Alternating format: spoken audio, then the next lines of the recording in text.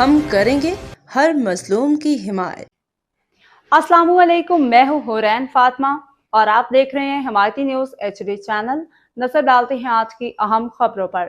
روزنامہ حمایتی نیوز خصوصی رپورٹ فہیم احمد ارائیں۔ آزاد کشمیر میں گجر قومی پارٹی کو الیکشن میں حصہ لینے کی اجازت، الیکشن کمیشن کا نوٹیفیکیشن جاری۔ آزاد جموں کشمیر میں گجر قومی پارٹی کو انتخابات میں حصہ لینے کی باضابطہ اجازت مل گئی ہے۔ الیکشن کمیشن آزاد کشمیر کی جانب سے گجر قومی پارٹی کے حق میں باقاعدہ نوٹیفیکیشن جاری کر دیا گیا ہے، جس کے بعد پارٹی سیاسی سرگرمیوں اور انتخابی عمل میں بھرپور حصہ لے سکے گی۔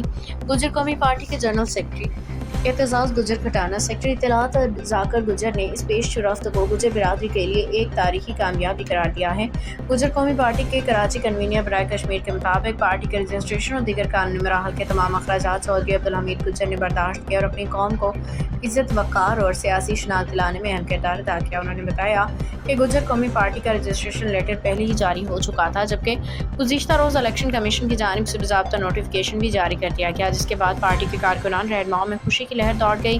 ترین اثناء گجر قومی پارٹی کے تنظیمی سرگرمیوں کے سلسلے میں پنجاب اور دیگر اضلاع کے لیے نئے تقرریوں کا بھی اعلان کیا گیا ہے۔ چودھری کاوڑ جاوید گجر کو نائب صدر گجر قومی پارٹی پنجاب مقرر کیا گیا ہے، جبکہ ڈاکٹر عارف تنویر گجر کو جنرل سیکرٹری پنجاب کی ذمہ داری سونپی گئی ہے۔ ضلع سہیوال سے چودھری شہید محمود گجر کو صدر گجر قومی پارٹی سہیوال، یوسف سرور گجر کو نائب صدر مقرر کیا گیا ہے، جبکہ فیصل آباد سے شہباز علی گجر کو جنرل سیکرٹری گجر قومی پارٹی تعینات کر دیا گیا ہے۔ گجر قومی پارٹی سندھ کے صدر اور ڈیری فارمرز پروٹیکشن ایسوسی ایشن سندھ رجسٹرڈ کے صدر چودھری عبدالحمید گجر اور بانی چیئرمین گل رحمان ہمدرد نے تمام نو منتخب اور نو مقرر رہنماؤں کو مبارکباد پیش کرتے ہوئے نیک تمناؤں کا اظہار کیا ہے۔